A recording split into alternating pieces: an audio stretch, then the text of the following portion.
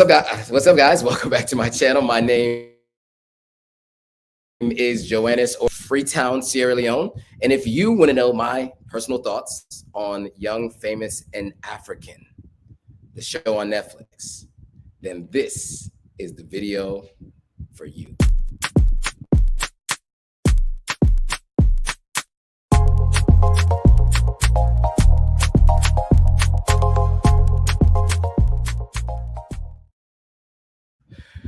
All right. So we are live on all platforms. We're live on Instagram. We're live on YouTube. We're live on Facebook. We're live on Twitch. And I think we're live on Twitter as well. Let me know if you guys can hear me. Give me a thumbs up so I know you guys can hear me. Let me know that you guys can hear me. I just want to ensure that you guys are hearing me. I am using my phone as a hotspot. So hopefully the audio is coming through clearly. Let me know if you guys can hear me. Hopefully you can. Let me get that thumbs up. If you're on Instagram, give me a thumbs up. Okay, so I got Eve Grace saying you can hear me. Cool. So a couple questions I got for you guys to get this thing started. Who here has watched Famous and African, the show on Netflix? I just want to get an idea of who's watched it. So we're going to talk about it today. We're going to talk about my thoughts, my opinions. But I want to hear if you guys have actually been watching the show. Or if you've watched it. I don't watch a lot of TV. I actually haven't watched TV in like 4 months. But I did binge watch it this last weekend. Ibrahim Traveler said, you can hear me loud and clear. I know it was loud and clear. But you can hear me. Good. On YouTube, can you guys hear me? Let me see. Okay, Anne-Marie Harding's here. What's up, Anne-Marie? Hello, everyone. I can hear you. Great. Let me know in the comments if you guys have watched Young, Famous, and African on Netflix. Definitely want to know if you guys have been watching. So give me a thumbs up. So thumbs up in the chat if you have. Thumbs down in the chat if you have not, because that's what we're going to talk about today. That is what we're talking about today. We're talking about Young, Famous, and African today. I got a lot of thoughts. Is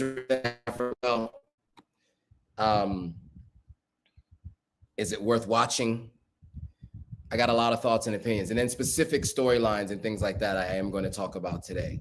So I want to get you guys' thoughts. So let me know. Thumbs up if you watched it. So Yasmin says she has not watched it yet. Well, we'll talk about it today, and we'll determine if it makes sense if you think you should. Anybody else? Thumbs up if you've seen it. Thumbs down if you haven't. Jasmine Adams says you have not watched it either. Okay. Youngblood Legacy Media says haven't seen it. Saw the preview though. Okay. Anybody else? There's a lot of people who haven't seen it. I thought more people would have watched it by now, especially this audience, considering this audience so interested in African related content. I would have presumed that you guys would have watched it. So, all right. So the consensus is a number of people who are joining, who are at least commenting, have not seen it. So maybe it's a good idea to give a little bit of background, I guess, on the show. Ibrahim Traveler says, you are doing wonderful. I'm from Northern Nigeria. I have so much respect for your page. One love. Well, thank you, man. I appreciate that. I really do appreciate that. I'm interested, though, to hear what you guys think, because this show has been an interesting show. I have mixed feelings about it, and I binge watched it because I haven't watched reality TV in a long time, and it was quite the show. Let's put it that way.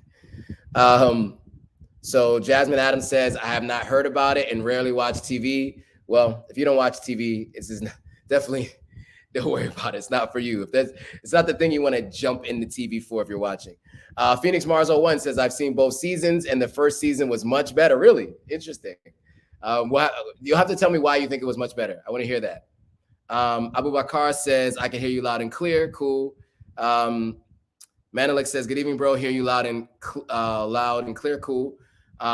Seems like there's a bit of a delay on YouTube. Instagram seems to be much more in real time. Am I lagging on YouTube, guys? Let me know. Okay.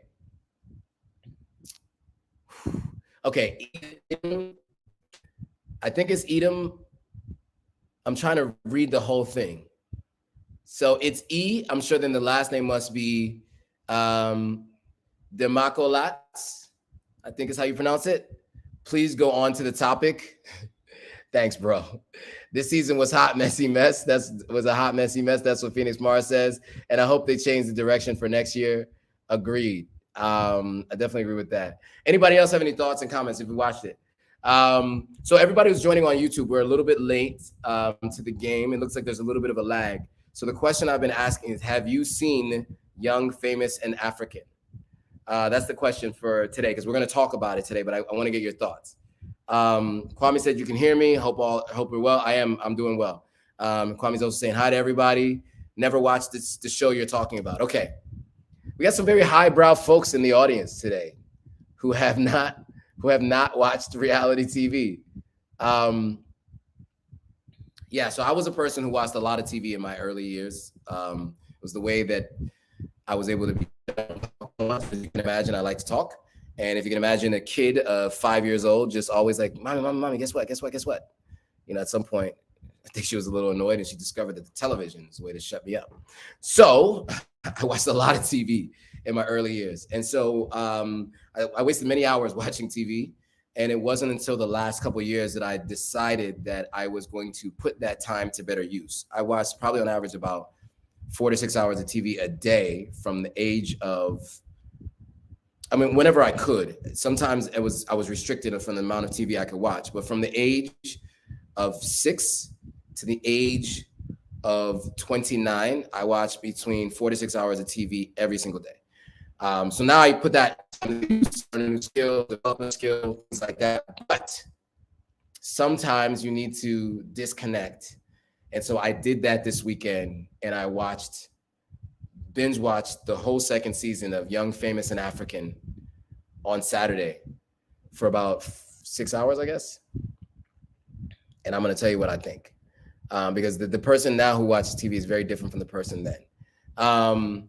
So Phoenix Mars says, you expect mess on reality TV, but I don't feel like I know anything about the cast, and they need to get rid of the Americanized girl. But I enjoyed her rattling Zari just a tiny bit. Wow. Okay. Interesting perspective. I think that's what a lot of people are saying, actually. All right, cool. And okay, so let's see. Miss P's here, saying hi to everyone. Abubakar Kamara says, no, he's never watched it. Miss P says you can hear me, and Liz Z says I have not watched it, but Annie and Two-Face need to keep their relationship offline. I'm just saying. Yeah, I get it. All right, cool. So let's get into it, right?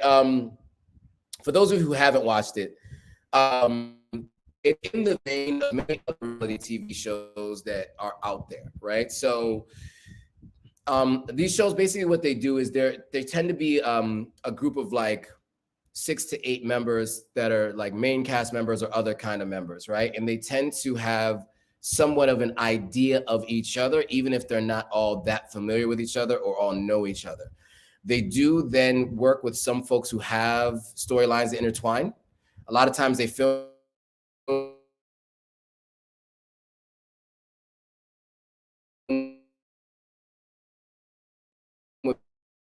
people 1 or 2 episodes because those people were filmed the whole internet connection. YouTube, I'm lagging on YouTube, guys. Sorry, guys.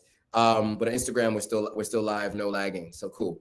And so what they do is, and I've actually worked on a pilot for a reality show before, privately, and I know 2 people who've gone through to the final rounds and also have been on reality TV. And so what usually happens is they have to kind of create story. This is technically based on people's actual everyday lives, but they do need to create storylines to make this interesting. And so most of the time, they'll ask people to sit down with each other to have a discussion about a thing that's happened. And in other times, what they'll do is they'll make sure that there's alcohol involved in those kinds of conversations, actually all those times. And so what you get is, for lack of a better term, like a shitstorm, right? Just like the craziest things, people misinterpreting things, people running with narratives, especially after one season. You see how you look on this show, and you get more time, or you want to ensure that you can generate more revenue outside of the show based on how popular you become because of the show. And so you get kind of this ramped up version in season 2. So that's kind of the background on what I've seen with reality TV, considering I've watched, pick a show, I probably have watched it at one point in time, up until 20, until the end of 2020. I watched pretty much everything. But I started gradually slowing down to the end of 2020. So anyway, in this case, you have a number of different characters on the show. And I guess I can kind of go through a rundown of who some of the main characters are, just so you get an idea of who they are and what they do.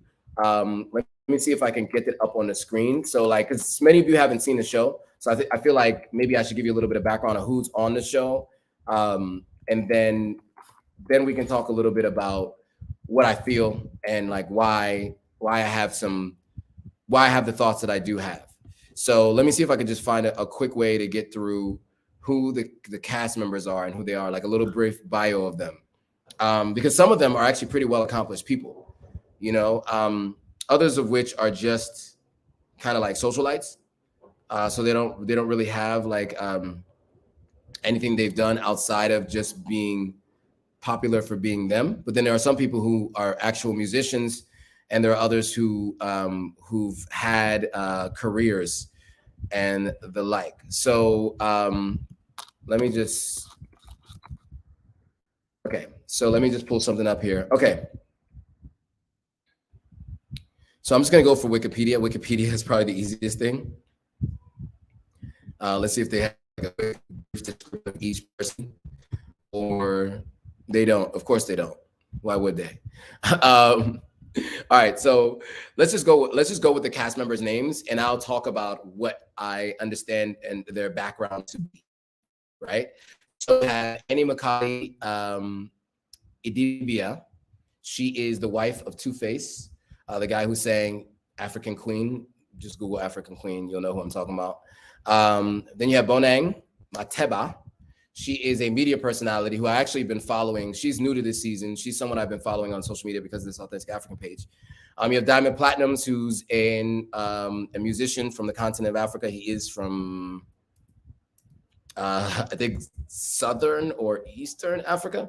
I can't remember the country. You have Zari. Zari Hassan is the mother of Diamond Platnumz's 2 youngest children, if I'm not mistaken, 2 or 3 youngest children.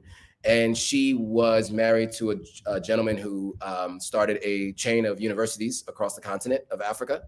She considers herself a billionaire. The question is that a billionaire in US dollars, or is that a billionaire in her local currency? That's a question that people have. You have Swanky Jerry. He is a stylist. He styled many of the folks that are on the show for different things, and he styles people. You have Nadia Nakai. Nadia is an artist. She's an artist, like a hip hop artist, I guess, here on the continent of Africa. And she is kind of up and coming, but she's done a few music videos. And in the first season, her and Diamond Platnumz had a kind of a then you have Tubaba, or anyway, Tubaba is the guy who sings African Queen. So he's married to Annie. You have DJ Naked, who's a DJ.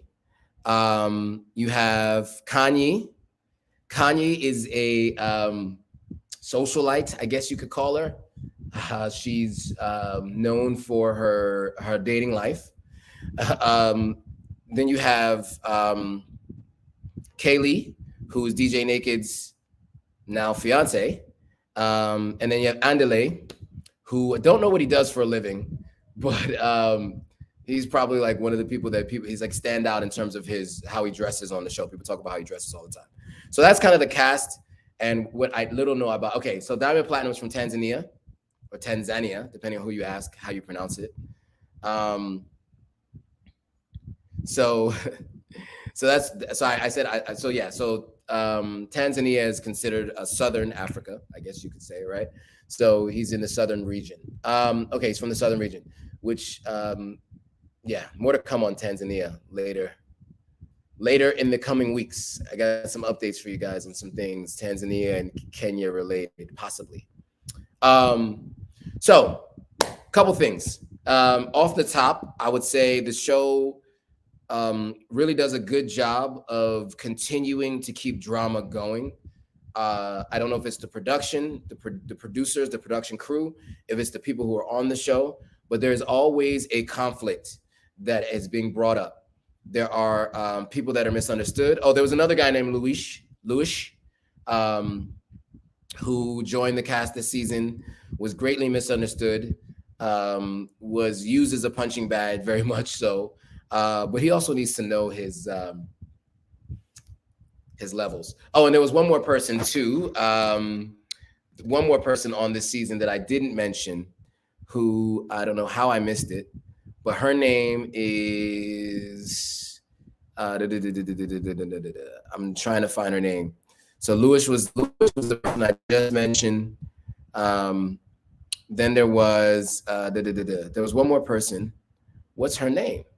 So somebody said the Americanized person. She's from the States. She's Ghanaian, of Ghanaian descent. I think she lives in Ghana now. She was brought on the show because clearly there was some drama that she can add to the show, and also she was linked to Diamond Platinums.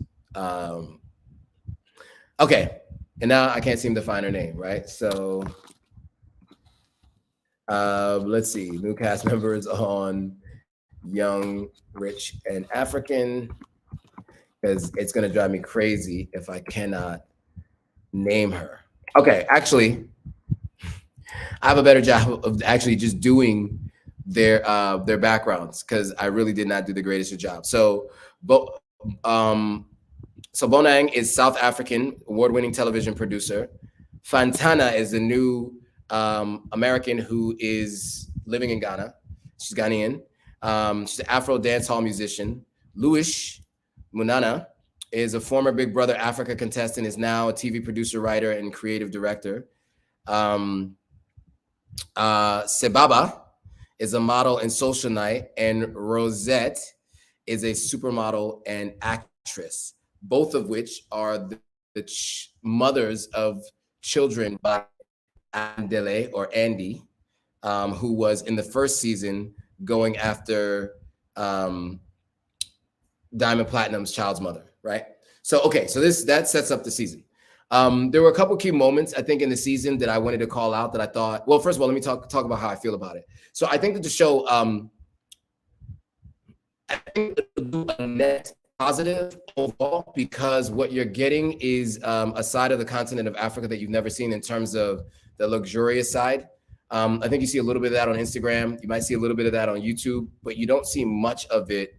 You don't see much of it other than that, right? Especially not on television. And so, or a platform like Netflix, right? So they've done some TV shows that are staged, but this is reality TV, right? So you're they throw events, some of the bars that they go to meet up. It gives you just an idea of some of what you could potentially see in South Africa, right? And I think it's really important to get, it's important to kind of get these kinds of views of the continent. You know, I don't know if people really get an idea of like how developed certain areas of the continent are. And I think the show does a really good job of that. However, I think the show, it's destructive in many ways in terms of how it depicts those who are doing well on the continent. You know, there are other shows that do the same for other groups of people, but you have many depictions of those groups of people. When it comes to Young, Famous, and African, there aren't a ton of different depictions of Africans on the continent. And so, you know, when we talk about representation matters, it works in the opposite direction as well, right? If all you see is immature arguing and miscommunication and bullying and all that kind of stuff, you think that is how Africans who move up the social economic ladder react and act as a whole. And so for me, I feel like that's a problem, right? So there's that negative, but there's a net positive in terms of the show, and it's showing of the continent of Africa. And being able to see like Maseratis and Bentleys. And although I'm not that materialistic, I think that those things give people a view of the continent of Africa in a way that they haven't seen it previously, and may make them reconsider potentially visiting or even moving to the continent, because they see interesting things like that, and they realize that there's a life for everyone on the continent of Africa if you so choose. Now, there are 5 key points in the season that I want to review and talk about. No presentation today. I'm just going to talk through it, and I definitely want to hear you guys' thoughts as I go through them. But there are 5 key points that I thought drew attention to some things. So one of the pieces of it is Tubaba, or the guy who sings African Queen, and all of the scandals surrounding him, and even like when season 1 was released, within a week, there was, or maybe within a month, there was talk of him potentially fathering another child outside of wedlock. And just to kind of give you a recap, he and his wife Annie, Annie was on the first episode of season 1, and in the first episode, she mentioned that she was with him before he was who he was. He had 4 children with other women before he had his first child with her. So that's the relationship dynamic. And so she's an actress. She's a Nollywood actress, Nigerian. They're both Nigerian. And she's been struggling to ensure that she has an identity outside of him. You could kind of see that with the show, and she makes mention of it pretty frequently, in terms of who she is and what she has and what she's had to give up because of her relationship, or what she's had to put on hold and things like that because of the relationship. But she,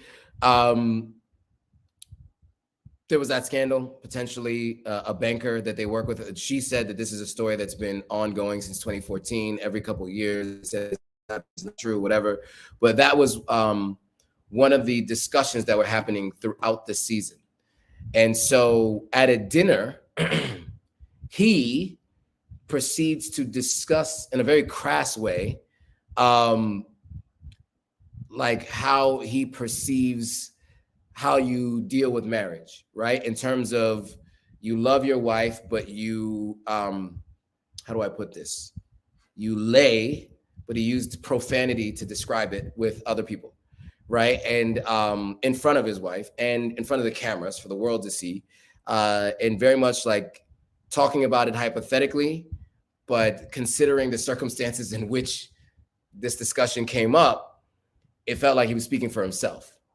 And everything you saw in season 1, where he was apologetic about how he hurt his wife and all that kind of stuff, didn't seem to be the case, because at the end of the day, he felt like, this is what it is. This is what I do, and you just deal with it, And look, I think that if you have an agreement with someone, I think it's totally fine. But I don't know that they have that agreement. It seems to me like they did not have that agreement, and so. That I thought was really interesting, because the way he talked about it is such a crass way. I'm not going to say what he said, because it's not YouTube friendly, especially for monetization. So I'm not going to go through exactly what he said, but you can find ways to find exactly what he said. You could just Google it. And I was pretty crazy that he said it that way in front of the cameras in that way. So that was one of the things I thought was just not necessary. I think the scandals far outweigh his music and her acting career. It's a lot. It's a lot. And so that plays out throughout the season. It's one of the storylines throughout the season. Then there was another storyline which was interesting about this guy, Lewis, who was giving unsolicited advice to what's the new young lady's name? He was giving unsolicited advice to her name is Fantana, and telling her, don't be Diamond Platinum's side piece. You want people to focus on your music. But the thing is that, like, you can't give advice to someone if you don't know them well.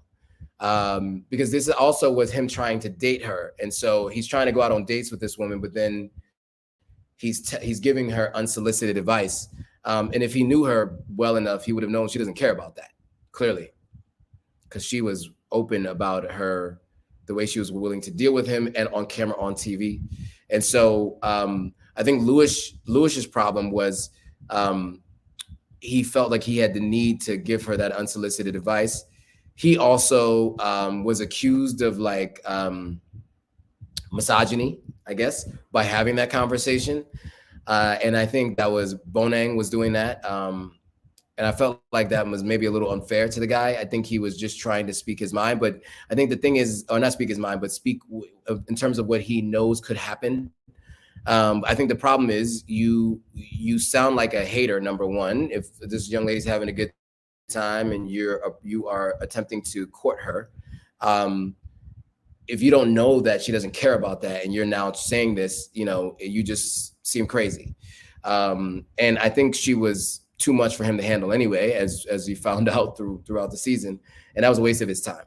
But I thought it was interesting that they created this this storyline around this, and that was a part of why he was being misunderstood so often. And there was a lot going on. I mean, he's a guy who you could tell has come from a really everything seems new to him, and just like he just seems like he's this is all new, and like he wasn't ready for this spotlight, even though he's been on a reality TV before. He wasn't ready. Someone wants to back when to do Yvette 1988 Mathis. I'm down to go live with you. Let me know what you want to talk about. So that was the other thing. So Lewis, and then I'm going to stick on the topic of Lewis, because Lewis, they were saying it looks like Lewis, but Lewis, I guess he was talking about surrogacy, and he mentioned the idea, and he wanted to talk to someone about it, and he mentioned it to someone else, and she went and presented it differently from how he communicated it, and that made for a really interesting storyline. He stood and he got it back and express how he really felt, what he really meant, and how he was misunderstood.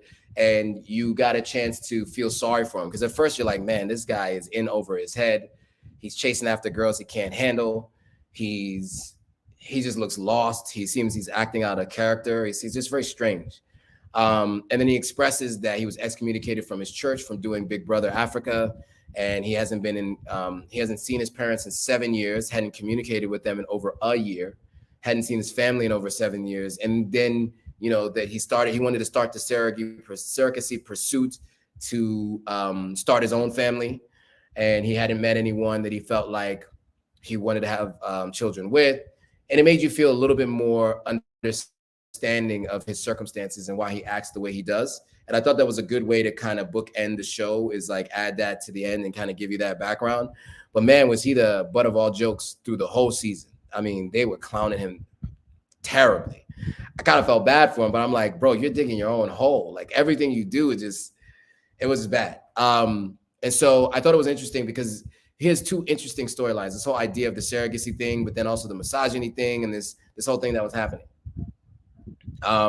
So that all finally came full circle, which I thought was good, because I think that was a moment of growth, and I think there was a lesson to be taught there. If there are any lessons on this show, it was obviously the idea of not judging a book by its cover, and not presuming things about people. But then there's also another lesson for people who are watching. Shout out to the dog barking in the compound. So the other lesson, I think, is that when you're meeting people for the first time, I think you should be careful what topics you discuss, and I think you should like get to understand who people are and let them get to know you first before you start giving your opinions on people and things. And you're not known as your opinion.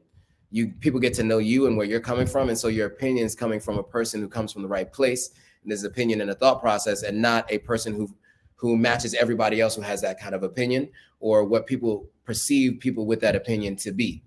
And that's how he got labeled as a misogynist, and then a weirdo who's trying to impregnate someone on the show who he barely knows, because that's really what it was coming across as, and that's how it was being communicated within the group. And that just sounds wild and crazy. So I think there were a lot of lessons to be learned within that particular his whole life story. All right, let me get back to the questions, comments, and thoughts. before I keep going. Um, um, okay, IAS Production says, I heard the show is ratchet. Okay. He said bad weave, skin bleaching, and so on. I mean, honestly, I don't think, no, I mean, maybe a wig or two might have been misplaced. I'm not gonna say bad weaves. I think, I think especially season two, I think they definitely, they know they're on camera. They stepped it up. No, I would say season two for sure. No, it's not the case. Now, two things can be true. Liz Z says, IAS, really? I thought the States held the crown on ratchetness. I used to watch Basketball Wives until I realized Shawnee was really the only basketball wife on the show. I just think that when it comes to, there's a formula for these kinds of things. You have Basketball Wives, you had Football Wives, you have Love and Hip Hop, you have all these different shows. There's kind of a formula to it. And so just bringing a show like this on the continent, they're just following the same formula. You put in a couple of people who, for lack of a better term, are, shit starters, right? And then you have those folks kind of be who you want to kind of build storylines around, have them meeting with different people, right? You notice that, I want to say her name properly. What's her name? Kanye and Swanky were at all the different sit-down dinners. The production team puts that together. I want you guys to be here. Like, you guys should all meet up and go to this thing. You guys should meet up and go to this thing. And you notice that those two shit starters are always, if they're not together in one place, they're in the different places with different people. And that's to cause a storyline to go off of. And they did not disappoint this season. Just both misinterpreting what people are saying and applying it to communication with other people, then having those people have issues with the people who were misinterpreted, and it created this kind of this snowball effect that just kind of peaked episode before the show was popular in 7 episodes. That the second season they did 9 episodes, and they really figured out how to make this interesting. So let me get back to the thoughts and comments.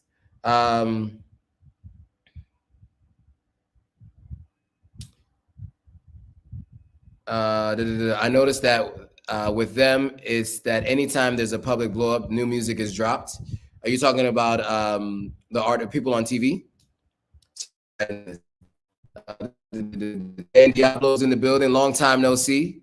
Dan Diablo, what's up? Lindsay's, well, by now Annie should know the kind of man she's married to. Yeah, I mean, she's been with him forever, and so she's just continued to bear with him. And a lot of times on the continent too, you'll have your family, their family, say to just, deal with it. You don't want to break up a marriage. And so many people do not divorce here on the continent. Although I've talked to people recently that have been through recent divorces, but it's not as popular here as it is in the States. Okay, so those are a couple moments I wanted to talk about. There are others too. So, man, this show, there was a lot going on. I feel like a lot of unnecessary drama. So there was also this situation between Annie and Swanky. Annie is the wife of Tubaba, actress, as I mentioned. Swanky is a stylist, and they've known each other since Swanky had been as big as he is as a stylist. And one of the things that this show kind of went about was figuring out why the two of them were upset with each other. Swanky was upset with Annie because Swanky was on the phone with Annie's manager or former manager. I don't know if it was her manager at the time, but it ended up being her former manager. And Swanky's on the phone with her. Annie calls, and the manager lets Swanky hear what Annie's saying. According to Swanky, he heard her say, I don't want him to take my shine. I know you're not gonna do this. There was an event they were supposed to work on together. I don't want to do this event. He's going to take my shine, blah, blah, blah, blah. That is according to him, what he heard her say. Her reasoning for being upset with him was that he and her had a conversation about a brunch that they were going to do, where they were going to bring everybody together. And what he ended up doing was doing like a big blowout party for, I guess, the show or whatever. It was a big party, and she was not invited.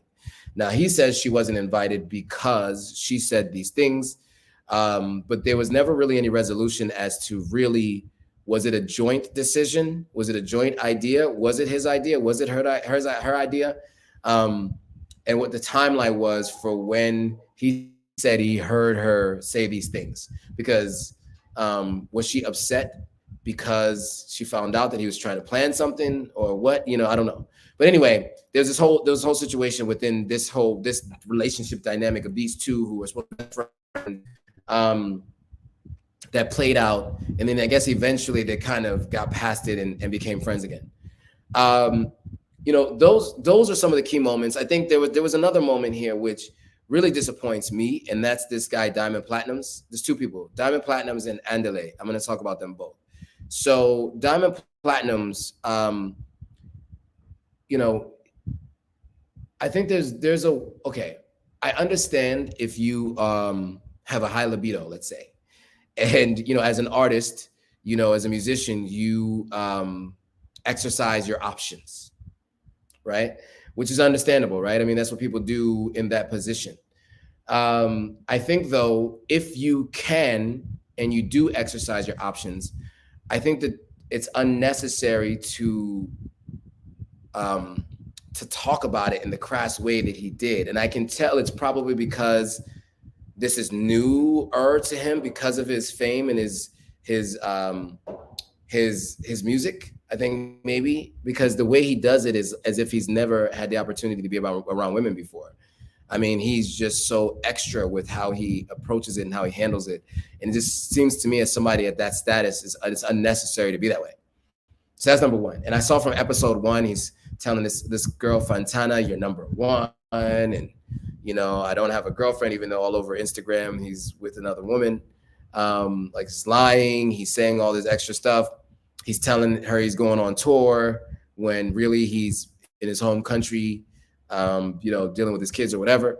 And just like so many different things that were unnecessary and obvious because you're filming a TV show, right? So all of these things are going to come out in 6 to 12 months. So there's no need to lie as often as he was and in the way he was on the show. And I just felt like it was just unnecessary. And so I saw from episode 1, I was like, this is unhealthy. And there was a couple of things that he did too. He said some semi-disparaging remarks about the mother of his child, or his children, boss lady, Kari. Is that Kari? What is it? I want to call her Kari, but it's not Kari, is it? It's Zari. I always do that. Zari. So Zari, it was just strange the way he was kind of downplaying, and instead of communicating with this other young lady about him and her, I know she had a little bit of concern, but, you know, quell those concerns and then move back. Don't continue to downplay certain things or even say other things about how she wants to have a surrogate with you. That's not something you need to bring up to somebody like that. That was unnecessary considering the way that they were supposed to have an agreement, an arrangement. You don't need to bring that up to her. That's unnecessary. I didn't get that. I just felt it was unnecessary, on the unnecessary lying and additional details that were not necessary to bring in your child's mother on.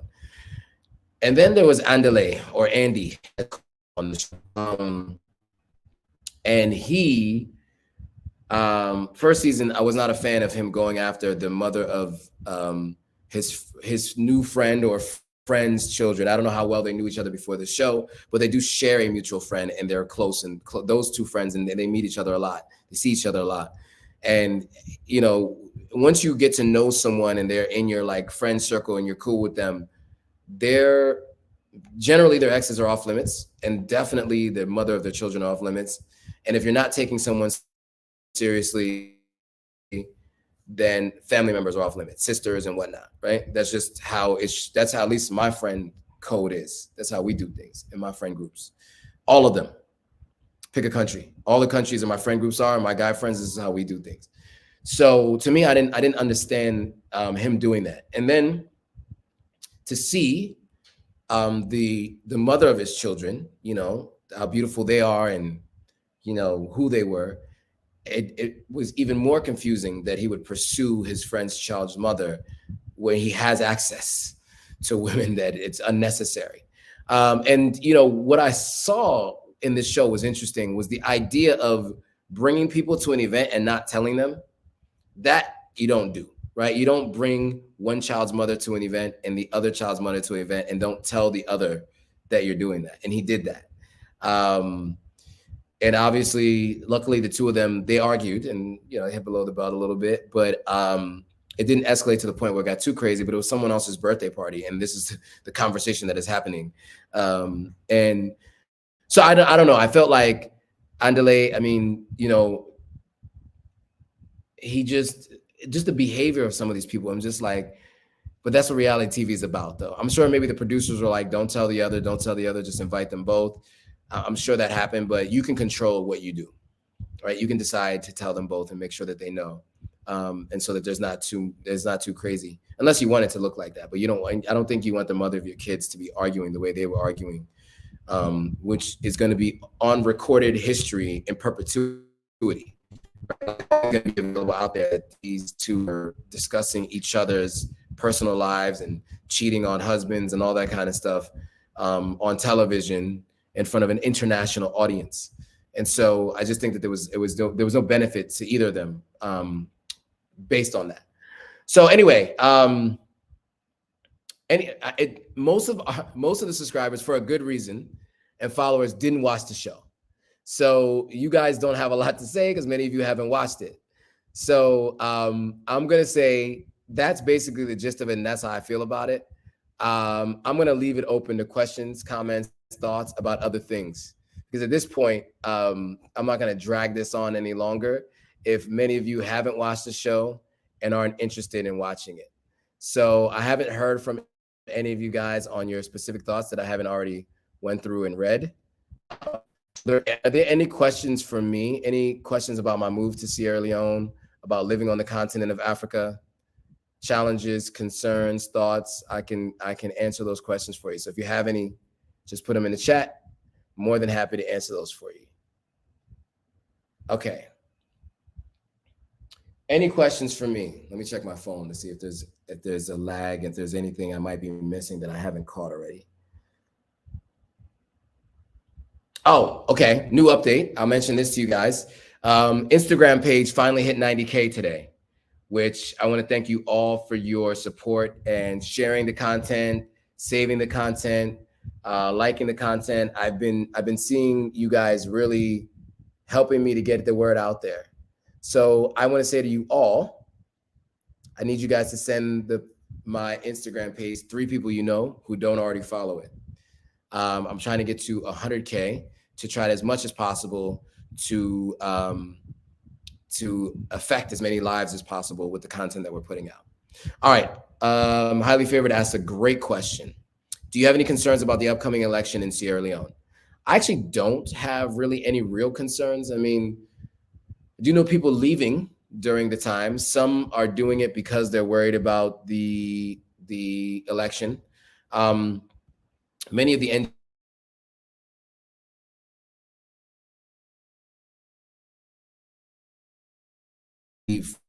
the election that are out of the country. I know someone from Uganda who just left, who's leaving tomorrow morning. Of other friends who decided to leave the country. So yeah, I mean, I think I don't fear like any serious political unrest, but you never really know until it happens. But it's definitely something that comes up a lot. I mean, yeah, it is what it is, right? I mean, people are fearful of it, and like I said, the international NGOs have already either told people to take leave, or are preparing them to leave the country to go elsewhere for the week or so, like next week when it all goes down, so that they can be better safe than sorry. What they do recommend you do is register with the U.S. Embassy here and ensure that they know that you're here and they know where you're staying. So in case there needs to be an evacuation, you can do so. Excuse me. Liz Z says, I I've been keeping my eye on Senegal. They're going through it right now. Yes, I have seen some of what's happening there. It's just tragic to see any kind of conflict going on the continent of Africa. But I always try to tell people this is the way I look at the continent of Africa, right? Most of the countries on the planet today, in terms of their current iteration, are about 400 max years old. Many of them are younger than that. But the global powers that gave other companies, other countries global powers, like for instance, China's probably like the largest global power, if not the second, right? But I would say the largest. Now that came from the United States giving them that boost, right? In terms of outsourcing all things being made there, right? So that I think had a really big boost for China. But if you think about all the European countries, if you think about what they were like in their current iteration, so what England is now or the UK now, think about what it was 60 years into its existence. Think about the United States of America 60 years into its existence. How many conflicts and issues did it have during those times, right? United States had a Revolutionary War, which is what started it as the United States of America. They had a Civil War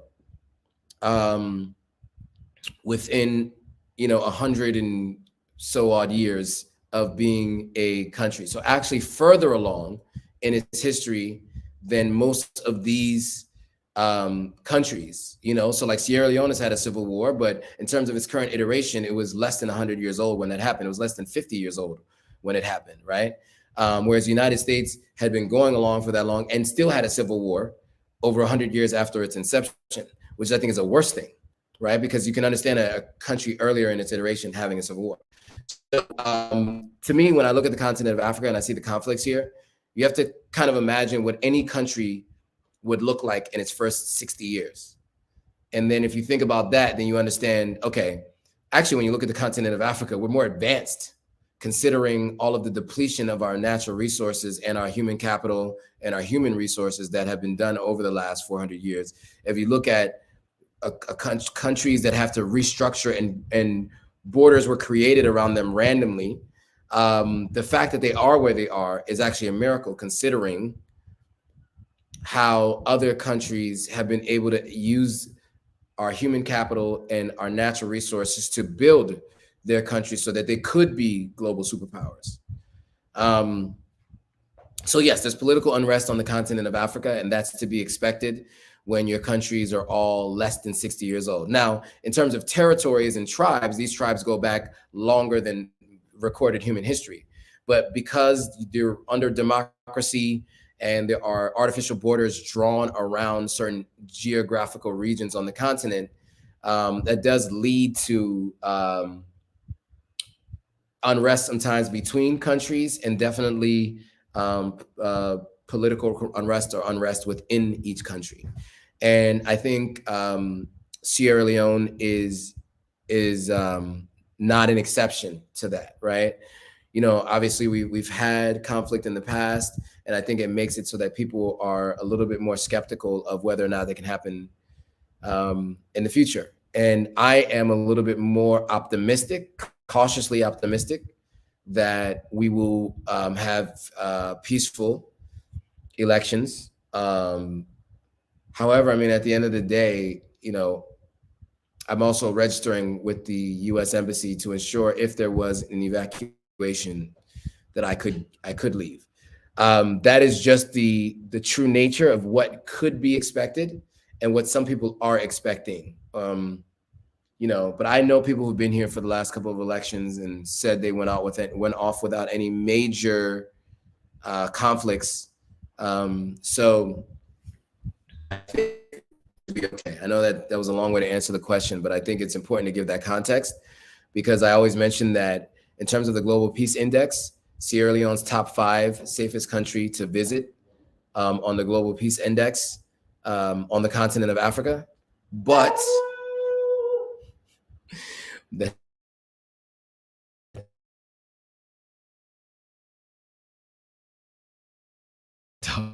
okay. But so Liz Z says, I hear you, but a lot of these issues can be avoided in their constitutions if their constitutions are respected and followed. You go through heck and back to write your own rules, but disregard them to fulfill selfish ambitions. Yeah, I mean, I hear you on that for sure. Yeah, follow the Constitution that you build.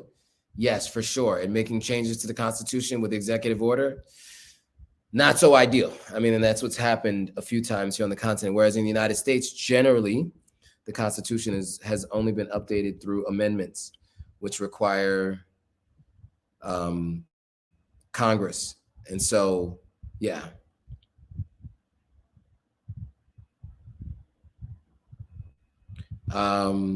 And so, yeah, I mean, so without getting into any specific political parties or political opinions here on the continent, because that can be dangerous, to be honest, I'll just say that I know people who are in both political parties here in Sierra Leone, and the way they look at things are based on the candidate, not the party.